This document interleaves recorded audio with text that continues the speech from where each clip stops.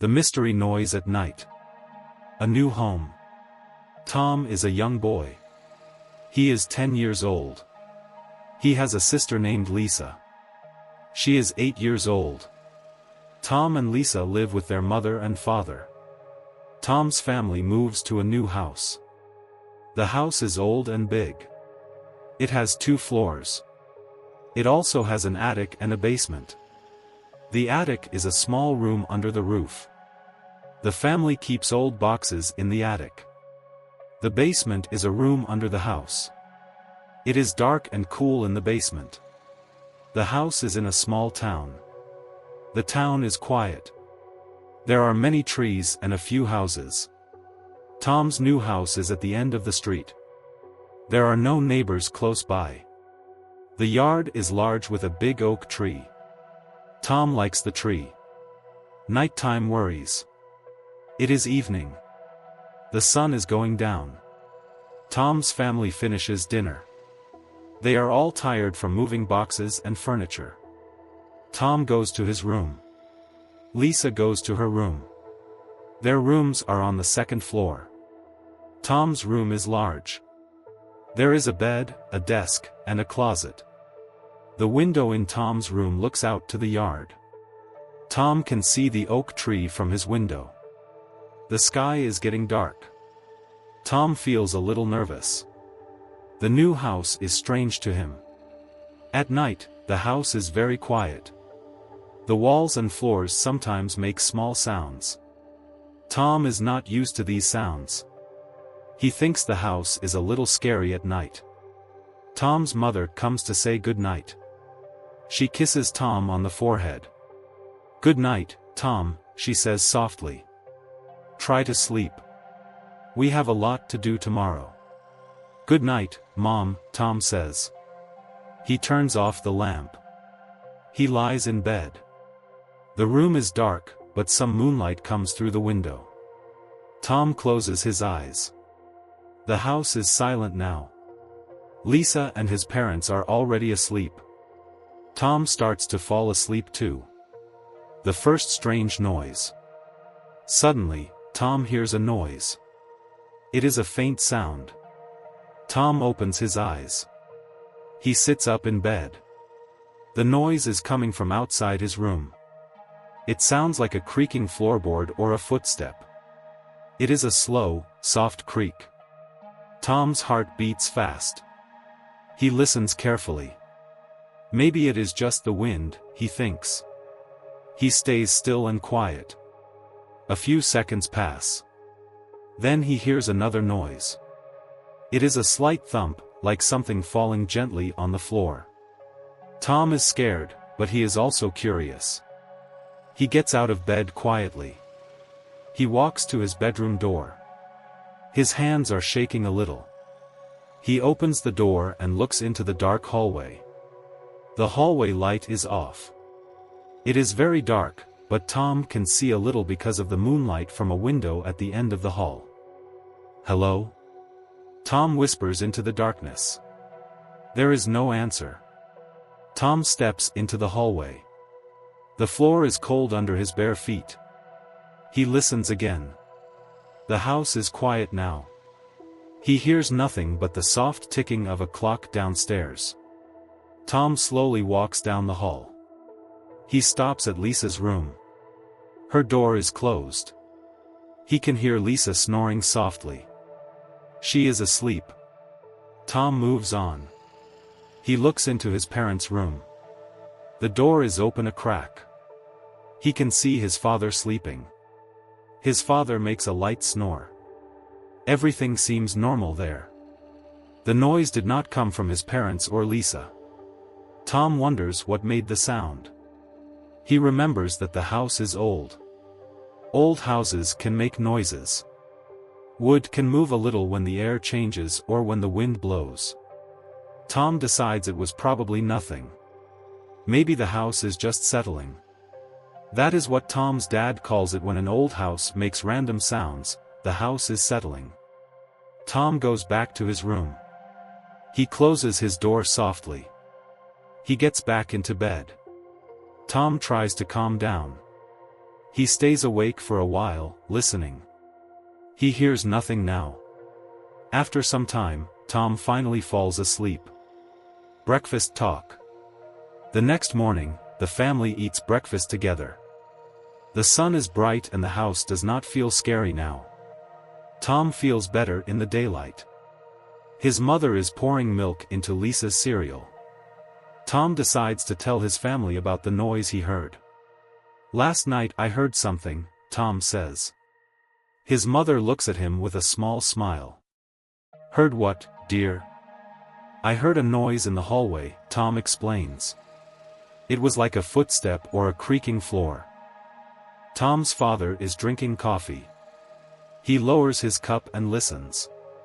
Lisa is eating her cereal and swinging her feet. She looks at Tom with big eyes. "It was probably just the house settling, or the wind," Tom's father says. "Old houses make noises at night." Tom nods. "Maybe," he says, "but it sounded like someone walking." "There are only 4 of us here," his mother says. "And we were all in bed." "I know," Tom says. "It was strange."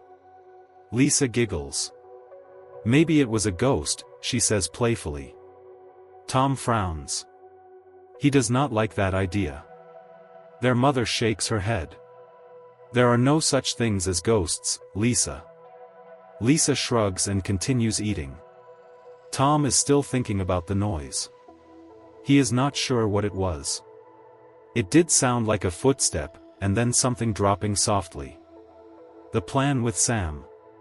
After breakfast, Tom gets ready for school. Tom and Lisa catch the school bus at the corner of the street. On the bus, Tom sits next to his best friend, Sam. Sam is 11 years old. He lives a few streets away. Sam has short brown hair and always wears a red cap. He is a cheerful and brave boy. "Hey Tom, what's up?" Sam asks. Tom still feels a bit tired from the night. "I didn't sleep well," Tom says. "Why not?" Sam asks. Tom hesitates, then tells Sam about the sound he heard in the night.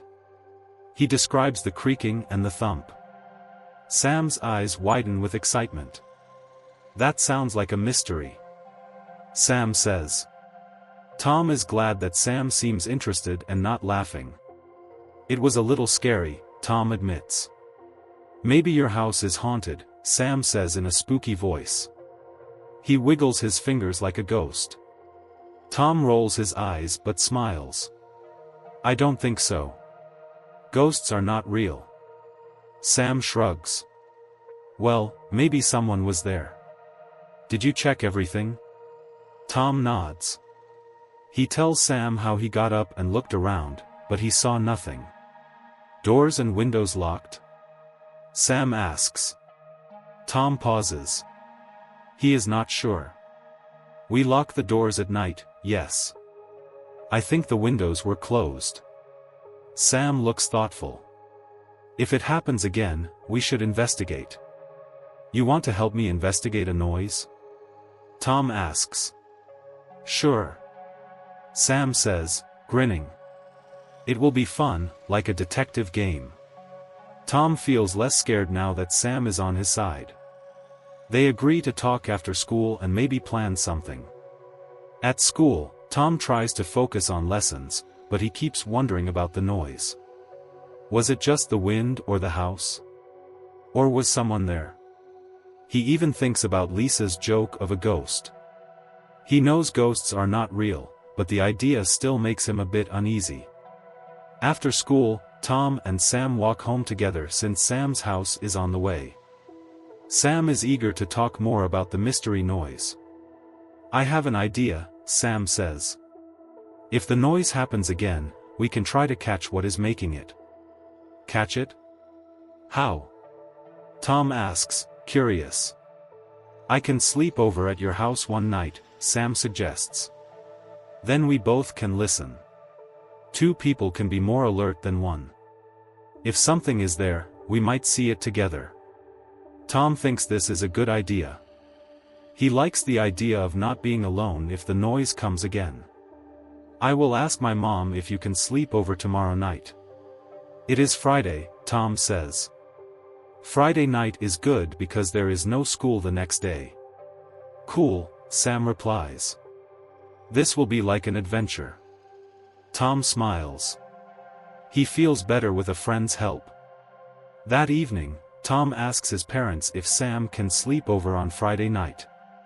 Tom's mom agrees, as long as they promise to actually sleep and not stay up too late playing. Tom and Sam privately plan to stay up just to solve the mystery, but they tell her, yes, we will go to bed on time. Friday night stakeout. On Thursday night, Tom goes to bed again. He is both nervous and hopeful. He wants to hear nothing because that means everything is fine. But he is also a bit curious. This night, Tom falls asleep quickly. He does not hear any strange sounds. The house is quiet the whole night. In the morning, Tom is relieved but also a tiny bit disappointed. Part of him wanted another clue. But he is happy that nothing scared him in the night. He meets Sam at the bus stop on Friday morning and tells him that Thursday night was quiet. Well, maybe it will happen when I am there, Sam says. Maybe whatever it is was waiting. Tom shrugs. We will see tonight. They go to school and the day passes normally. Friday evening arrives. Sam comes home with Tom after school, carrying a sleeping bag and a backpack with his pajamas and toothbrush. Tom's parents order pizza for dinner since Tom has a guest. The boys are happy and eat quickly. They both talk about the plan quietly so Lisa does not hear and get scared or tell their parents. Sam and Tom decide to take turns staying awake, or maybe try to both stay awake as long as they can. Tom's father sets up the extra bedding in Tom's room for Sam. You boys have fun, Tom's dad says, but remember to sleep. No staying up all night talking. Okay, Dad, Tom says. Sam nods with a smile. By 10 p.m., Tom's parents say it is time to sleep. Tom and Sam go to Tom's room and get into their beds. They turn off the lights. The house becomes dark and quiet. They whisper to each other in the darkness. Are you sleepy? Tom asks. Not yet, Sam whispers back. We have to stay awake. Tom yawns a little. He is tired from the day. Maybe we can take turns. I will try to stay awake for the first few hours, then you try, Tom suggests. Okay, Sam agrees. They fall silent and listen. The house is very quiet. Tom can hear Sam breathing in his sleeping bag. Tom's eyes adjust to the dark. There is a little moonlight again tonight, shining through a gap in the curtains. An hour passes. Nothing happens. Tom feels his eyelids getting heavy. He pinches his arm a bit to stay alert. Sam seems to be awake too. Tom can hear him move a little now and then. Suddenly, around midnight, Tom hears it, a soft creak, the same as before. Tom's ears perk up and he instantly feels awake. It comes from the hallway again, he thinks. Tom quietly reaches over and touches Sam's arm. Sam was still awake and he heard it too, because he turns to Tom immediately. That's it, Sam whispers very softly. Tom nods. They both carefully get out of bed. Tom slowly opens his bedroom door. Sam is right behind him. The hallway is dark, just like before. But now there are two of them. Tom feels a little braver with Sam beside him. They step into the hallway. The floor creaks slightly under their feet. Tom hopes that doesn't scare off whatever is making the noise. Tom points toward the stairs and whispers, downstairs. He thinks the noise might be coming from the ground floor now. They start tiptoeing down the stairs. Halfway down, they pause. They hear a faint rustling sound, like something moving against paper or plastic. It seems to come from the kitchen. The boys exchange a glance. The kitchen is at the back of the house. There is a night light in the kitchen that is left on, so there is a very dim light there. Tom and Sam reach the bottom of the stairs. They move slowly toward the kitchen. Tom feels his heart pounding. Sam is breathing quickly but tries to stay quiet.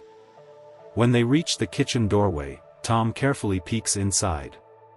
At first, he sees nothing unusual. The kitchen looks empty. The small night light near the stove gives a soft glow. The moonlight through the window also helps a little. Then Sam taps Tom's shoulder lightly and points to the far corner of the kitchen. The door that leads to the backyard is there. Tom looks and notices something. The back door is slightly open. Tom knows his parents always lock that door and it should be closed. Why is it open now? Also, near the door, the boys see a shadowy shape on the floor.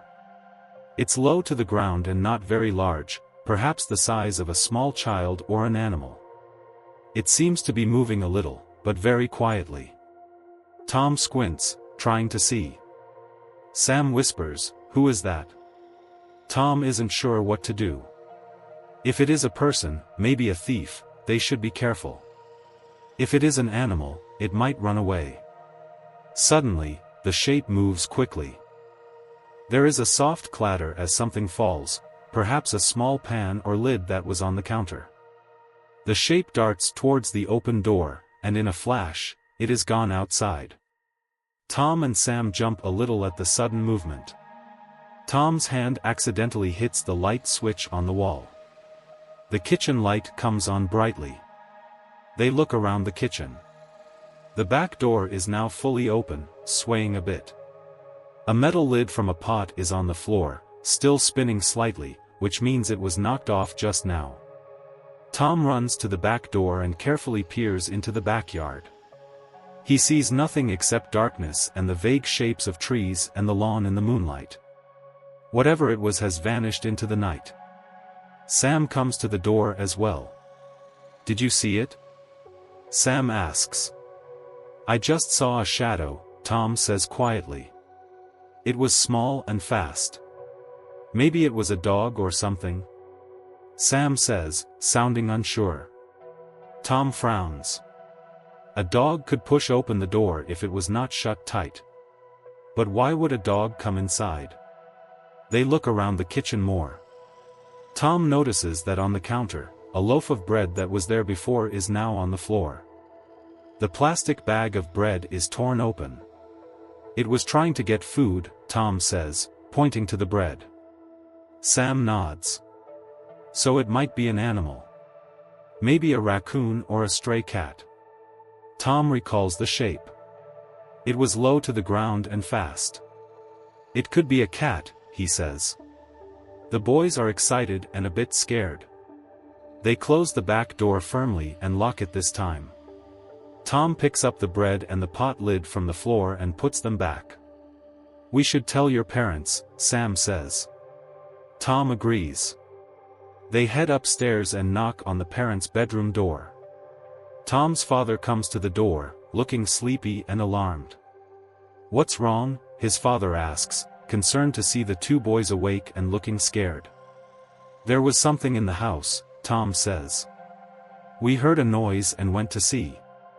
The back door was open. We think an animal came in." Tom's father looks confused and worried. He wakes up Tom's mother, and they both go downstairs with the boys to check. Tom's father checks every room and even the backyard. They do not find anyone or any animal now. Tom's mother checks that Lisa is still asleep and safe. She slept through everything and didn't wake up at all. After searching, Tom's father sighs. "I am not sure what it was. Maybe a stray cat or some small animal." The door was really unlocked. "Did you boys unlock it for some reason?" "No, Dad," Tom says firmly. "We didn't unlock it. We found it a little open." Tom's parents exchange glances. Tom's mother looks a bit upset. "We always lock that door. If it was open, maybe one of us forgot, or maybe it didn't latch properly." Better make sure it's locked from now on, Tom's father says. He seems concerned but tries not to show it too much in front of the boys. Alright, you too, Tom's mother says. It's late. Time to get back to bed. We will talk more in the morning. Tom and Sam return to Tom's room.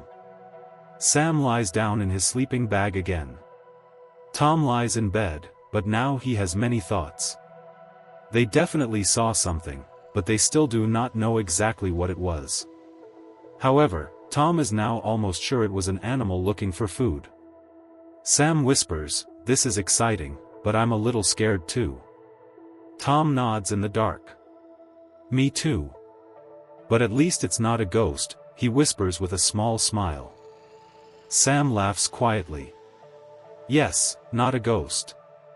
It's something real." They soon fall asleep, as it is very late and they are tired from the adventure. Clues in the morning. In the morning, Tom and Sam wake up to the smell of pancakes. They go downstairs. Tom's mother is cooking breakfast and his father is reading the news on his tablet at the table. Lisa is drawing on a piece of paper, sitting at the table. "Good morning, boys," Tom's mother says. "Did you sleep well after the excitement?" "Kind of," Tom says. Sam yawns. "I was a bit nervous, but I slept okay." Tom's father folds his hands and looks at them seriously, but kindly. "Can you tell us everything that happened last night, in order?" Tom and Sam take turns explaining. They describe how they heard a noise, went down, saw the shadow, found the open door, and how something knocked down a pot lid and bread, then ran out. "It was dark and it moved fast, so we didn't see it clearly," Tom explains. "It was short, maybe up to my knees in height," Sam adds. "And it seemed to have 4 legs. At least, I think so." Tom's mother places pancakes in front of the boys as they speak. 4 legs? So probably an animal, not a person. "Yes," Tom says, feeling more sure. "Maybe a cat or a raccoon." "In this area it could be a raccoon," Tom's father says. "They sometimes come into houses if doors are open, looking for food. But usually they make more of a mess." Tom shivers. He knows raccoons can be wild. This thing was quiet and quick. "A cat can be quiet and quick," Sam offers. Tom's mother pours syrup on Lisa's pancakes while listening. "If it is a stray cat, maybe it's hungry." After breakfast, Tom and Sam decide to look around the house and yard for clues, while Sam's mom is on the way to pick him up. The parents allow them to go, but tell them to be careful and stay together. First, the boys go outside to the backyard. The morning is bright. They examine the area near the back door. The ground is a bit soft because it rained a little 2 days ago. "Look here," Sam says excitedly. There are faint marks in the dirt near the door. They are paw prints. The prints are not huge, but not tiny either. They are about the size of a cat's paws. "It really might be a cat," Tom says, kneeling down to look closely. He smiles now, feeling less afraid and more like a detective. Sam looks around the yard. If it is a cat, maybe it lives nearby. Or maybe it's wild. Tom nods. He also checks the grass and bushes. He finds a small piece of torn plastic under a bush. It looks like it might be from the bread bag that got ripped. The wind could have blown it outside after the cat dropped it. He shows Sam. "This is from the bread bag, I think. It must have taken some bread outside." Sam holds the small piece of plastic and nods. A cat would take food and run. That makes sense. They also notice some scratches on the lower part of the back door. They look like something with claws scratched at it. Tom's father comes out to see what they are doing. The boys show him the paw prints and scratches. It does appear to be a cat or some animal with paws, his father agrees. "In any case, we will have to be more careful with the doors. We might also leave some food outside for it, so it doesn't need to come in. Tom and Sam look at each other. They have another idea. Maybe they can catch the cat, if it is a cat, to see it properly, or to help it if it needs help. But Tom's father might not want them to do that, since it could be dangerous to chase a wild animal.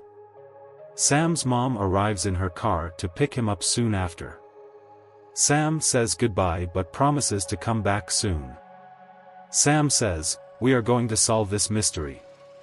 "Yes," Tom replies, "I will keep looking for clues. See you later." Sam leaves with his mom. Tom is now on his own for the rest of Saturday, but he has a mission: finding a hiding spot. Tom asks his parents if he can explore around the house and maybe the nearby area to see if the animal is hiding somewhere. His mom allows it but tells him not to go too far and to come back for lunch. Tom first checks the small shed in the backyard. It is a simple wooden shed where some gardening tools are stored. The door is closed but has a gap at the bottom. Tom wonders if an animal could hide there. He opens the shed door slowly. Inside the shed, it is dark and smells like old wood. Tom waits a moment for his eyes to adjust. He sees a lawnmower, a rake, and some old paint cans. In the corner, on a high shelf, there is an old blanket and some empty boxes. He carefully steps in, looking around. There is a faint smell of dust and grass. He does not see or hear any animal. Suddenly, a small shape leaps out from behind the lawnmower and rushes past Tom's legs, startling him. Tom gasps and jumps back. The shape runs out of the shed into the daylight. Tom quickly turns and follows to see it. He catches a glimpse of it as it runs across the yard and squeezes through a gap in the fence. It has gray and white fur. It is indeed a cat. Tom's heart is racing from the surprise, but he is happy he saw it clearly. The cat was medium-sized, not a tiny kitten but not huge either. It moved very fast. The cat disappeared through the fence into the neighbor's yard, though that house is empty right now, no one lives there. Tom decides not to chase it, because it may scare the cat more. Instead, he will tell his parents what he found. He closes the shed and goes into the house, where his parents are tidying up the kitchen. "I saw it," Tom announces. His parents look up. "Saw what?" his father asks. "I saw the thing making the noise. It is a cat. I saw a cat in the shed. It ran away through the fence." Tom's mother smiles with relief. So it was just a cat after all. Poor thing must be hungry and lonely. Tom's father nods. "That solves the mystery, I guess. There is a stray cat around here." Tom feels proud that he found the answer. But he also realizes something: the mystery might not be completely solved yet. Why did the cat come to their house specifically? Is it just for food, or was it living there? He remembers the first night he heard the noise, when Sam wasn't there. If the cat was in the house that time, how did it get in? Possibly the same door if it was left open or not latched then too. Or maybe there is another way in. Tom wants to make sure they have found everything. He asks his dad, should we see if the cat was living somewhere in the house? Like the attic or basement? Maybe it was hiding there in the day. His father thinks for a moment. It's possible it snuck in at night and left by morning. Cats can be sneaky. But if you want, we can check the attic and basement for any sign of it living there. Tom and his dad go to the attic first. They pull down the small ladder from the hallway ceiling that leads up to the attic. The attic is dim and dusty, with only a small window for light. They look around. There are a few boxes that they haven't unpacked yet, and some old furniture left by the previous owner, covered with cloth. They search for any cat signs, paw prints in the dust, any fur, or a smell. In one corner, Tom finds a small pile of torn cloth and paper bits. It looks like something tried to make a little bed or nest here. Also, He sees a couple of small droppings, animal poop, that could be from a cat. "Dad, look. I think the cat stayed here sometimes," Tom says, pointing. His dad uses a flashlight to look closely. "You might be right. It looks like an animal made a little bed here. We should clean that up later. It seems the cat might have been living in our attic for a while and coming and going." Tom wonders how the cat got in the attic. The attic window is closed, but maybe it can be pushed open by a clever cat. He checks the window. It is closed but not locked, it can slide a bit. Perhaps the cat climbed the oak tree and jumped to the roof, then entered through this window if it was open a crack. Or the cat came from inside the house after entering somewhere and climbed up. Next, they check the basement. The basement has a small window high up on one wall, with a broken pane of glass. Ah, that could be an entry point. His dad had put some cardboard over that broken part, but it might not fully block a cat. They examine it. The cardboard is slightly pushed aside. There are some scratches there too. "I think our mystery guest came through here," Tom's father says. "I need to fix this window. It must have gotten into the basement, then it could come up the stairs if the basement door was open." Tom remembers they often left the basement door open while moving boxes. And at night, maybe they didn't shut it tightly. So a possible route: cat enters basement via broken window, goes upstairs at night exploring for food, noise heard, cat escapes either back the same way or finds a door to get out. The back door being open is still weird, though. Maybe the cat learned to push it if it was slightly ajar. Anyway, it fits that a cat was the intruder. That afternoon, Sam calls Tom on the phone. Sam is eager to know any new information. Tom excitedly tells Sam how he found the cat in the shed and how they discovered evidence of it in the attic and basement. "So it is a cat," Sam says. "Mystery solved, right?" "I think so," Tom replies. "But I want to actually meet the cat. It seems scared. I feel a little sorry for it." "Maybe it was a pet of the people who lived in your house before," Sam suggests. "It might have come back to find them, or it doesn't understand that new people live there now." This idea makes Tom feel sad for the cat. If it belonged to the previous owner, it might be looking for its old family. Tom remembers the house was empty for a while before they moved in. Maybe the cat stayed around. Tom decides he wants to help the cat. He asks his parents if they could try to feed the cat and maybe catch it safely. His mom agrees that feeding the cat is a kind idea. They don't want it to go hungry or keep making a mess inside. His dad gets a small bowl and puts some food in it. They don't have cat food, so they use a can of tuna fish from the kitchen, which cats like. They set the bowl outside near the back door. They also put out a small bowl of water. Then they wait and watch from the window for a while. After about an hour, as the afternoon sun lowers, Tom spots movement by the fence. "Shoo," he tells his mom, who is with him. They both watch quietly. The gray and white cat slowly creeps to the bowls. It sniffs around and then starts eating the tuna hungrily. It looks a bit skinny. Tom feels happy. "It was hungry," he whispers. When the cat finishes eating, Tom carefully opens the back door just a little and steps out slowly. He has another bit of tuna in his hand. The cat backs up a few steps and looks like it might run.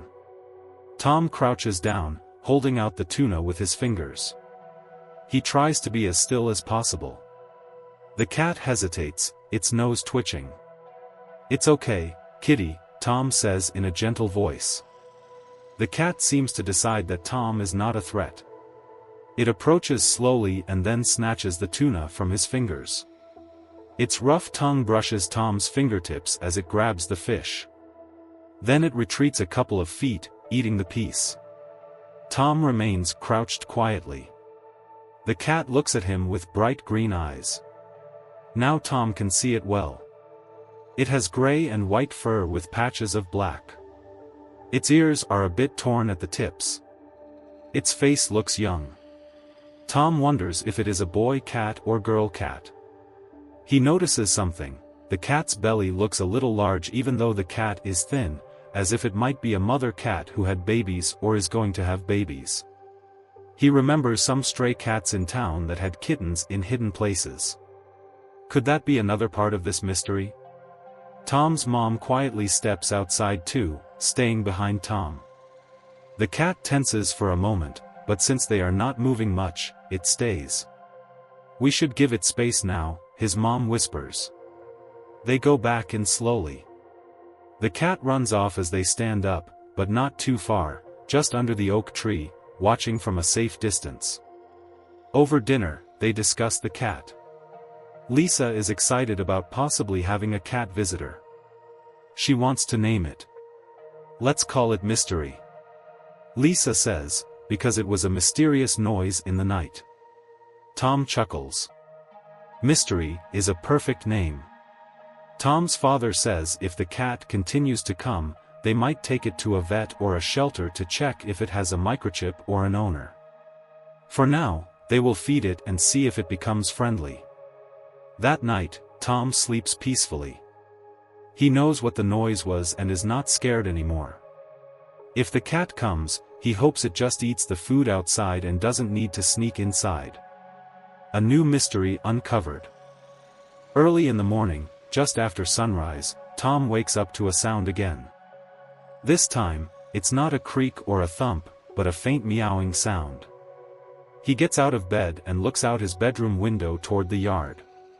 In the dim early light, he can make out the cat near the back porch.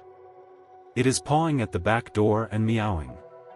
Tom quickly puts on his slippers and goes downstairs. He opens the back door slowly. The cat is sitting there.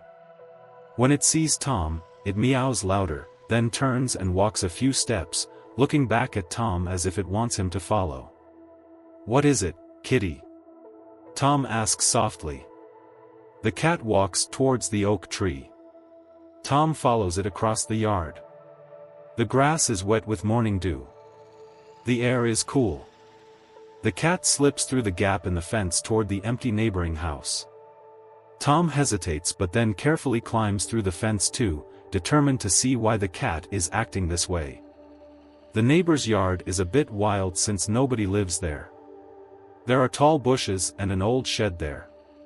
The cat leads Tom behind the shed, to a pile of wood and old furniture covered by a tarp, a large sheet of plastic. Under the tarp, Tom can hear very soft, tiny mewing sounds. Kittens. Tom realizes with surprise. He carefully lifts a corner of the tarp. There, in a cozy spot made of old blankets and straw, are 3 tiny kittens. They are huddled together, only a few weeks old, with their eyes barely open. They meow softly and one is trying to drink milk, but the mother cat is not under the tarp, she is next to Tom. The gray and white cat is the mother. She looks at Tom and meows again, then goes under the tarp and licks her babies. One kitten is gray like the mother, one is white, and one is black and white. Tom's heart melts at the sight. The mother cat must have brought him here to show him her kittens, maybe to ask for help.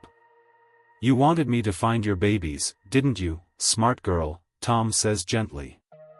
He realizes the mother cat might be hungry and needing more food to feed her kittens. Tom knows he should not touch newborn kittens too much, as the mother might get upset, but she seems to trust him a bit. He decides to go get some help and food. He carefully and quietly runs back to his house. He grabs another can of tuna, a bowl of water, a soft blanket, and a cardboard box from the garage. His movement in the house woke his parents, so his father comes out to the yard asking what's going on. Tom quickly explains in an excited whisper about the kittens. His father and mother follow him to the spot where the kittens are. Together, they gently arrange the soft blanket in the box. The mother cat watches but stays calm. She seems to understand they are helping. Tom's mother softly says, "It's okay, we're trying to help you." They place the kittens gently into the blanket-lined box. The mother cat steps in right away with them. The kittens start to nurse. They are warm and safe in the box. Tom's father carries the box carefully into their own yard, and into their shed where it's dry and safe. They decide not to bring them into the house yet, since the cats might be scared inside. They put the box in a quiet corner of Tom's shed. They leave the shed door open a little so the mother cat can go in and out. Tom provides more food and water for the mother cat just outside the shed. The mother cat eats some more tuna quickly and drinks water. Then she returns to her kittens. Tom and his family watch quietly from a distance to not disturb her too much. Everyone is amazed by what happened. "So the noise in the night led us to a mother cat and her babies," Tom's mom says softly, smiling. "She was probably coming into the house to find food because she needed to eat a lot for her kittens," Tom says. Tom's father adds, "And she might have been looking for a safe place. Maybe she even had them in our attic or basement at first, but moved them here outside later. Or maybe she just came for food and kept them here." Lisa is delighted with the kittens. "They are so cute and tiny," she squeals quietly. Sam comes over later that day after Tom calls him with the news. He meets the mother cat and kittens and is very happy. "This is the best ending to a mystery," Sam says. "We solved it and made new friends." Tom gently pets the mother cat while she rests. She purrs softly, finally feeling safe and comfortable. The family decides to take care of the mother cat and her kittens. They name the mother cat Mystery, as Lisa suggested, because she was the mysterious noise at night. The kittens they name Tiny, Snowy, and Patch, Tiny for the smallest gray kitten, Snowy for the white one, and Patch for the black and white one. A happy ending. Over the next weeks, Tom and his family feed the mother cat and watch the kittens grow. They take the cats to the veterinarian to check their health. They plan to find good homes for the kittens when they are old enough. They decide to keep Mystery, the mother cat, as their own pet, if she wants to stay. Tom and Sam are proud that they solved the mystery. They feel like real detectives. The scary nights are over, and now the old house doesn't seem scary at all. Instead, it feels warm and full of life, with a cat and her kittens as part of the family story. In the end, the strange noise in the night was not a ghost or a thief. It was a mother cat looking for food and safety for her babies. Tom learned that sometimes a scary mystery can turn into something good once you find the answer. He will never forget the adventure of the mysterious noise in the night, and now he goes to sleep with a smile, knowing Mystery the cat and her kittens are safe nearby. Please like and subscribe to continue making videos of stories like this. Thank you very much.